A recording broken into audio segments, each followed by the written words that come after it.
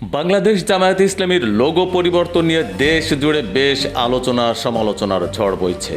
কেউ নতুন লোগোকে সমর্থন করছেন, আবার কেউ চলমান লোগোকেই সমর্থন করছেন, আবার কেউ সমালোচনার ভঙ্গিতে মনের কিছুটা ঝালও মিটিয়ে নিচ্ছেন। তবে এই আলোচনা সমালোচনার মধ্যে বাংলাদেশ জামায়াতে ইসলামী গঠনের পর থেকে লোগো কয়েকবার পরিবর্তন হয়েছে।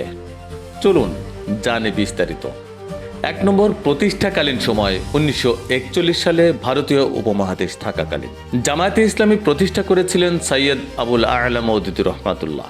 সে সময় লোগোতে ইসলামী আহ্বানের প্রতীক হিসেবে কিতাব অর্থাৎ কোরআন শরীফ, দাড়িপাল্লা ও আরবি স্লোগান আকিমুদ্দিন, দিন কায়েম করো ব্যবহার করা হয়েছিল।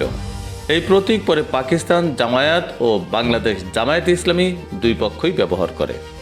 ২ নম্বর, ১৯৭১ থেকে ২০১০ সাল পর্যন্ত স্বাধীনতার পর যখন বাংলাদেশে জামায়াতে ইসলামী রাজনীতি শুরু করে, তখনও লোগোতে দাড়িপাল্লা ও আকিমুদ্দিন আরবি স্লোগান বহাল ছিল।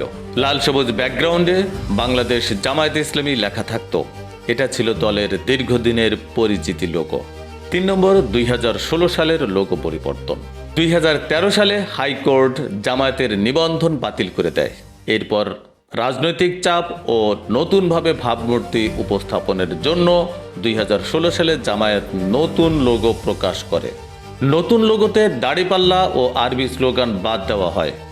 শুধু লাল সবুজ রঙে লেখা থাকে, উপরে বাংলাদেশ লাল রঙে আর নিচে লেখা থাকে জামায়াতে ইসলাম সবুজ রঙে, অর্থাৎ পুরোপুরি আধুনিক টেক্সট ভিত্তিক লোগোতে রূপান্তর হয়। ৪ নম্বর, ২০২৫ সালের সাম্প্রতিক পরিবর্তন প্রচেষ্টা, যেটা নিয়ে বর্তমানে আলোচনা সমালোচনার ঝড় বইছে। ২০২৫ সালের সেপ্টেম্বরে জামায়াত একটি নতুন প্রস্তাবিত লোগো প্রদর্শন করে। এতে একটি খোলা গ্রন্থ, কলম যা দাড়িপাল্লার দণ্ডের মতো, উদীয়মান সূর্য ও একটি অর্ধবৃত্ত গেটওয়ে ব্যবহার করা হয়, যেটা মসজিদের প্রতীক।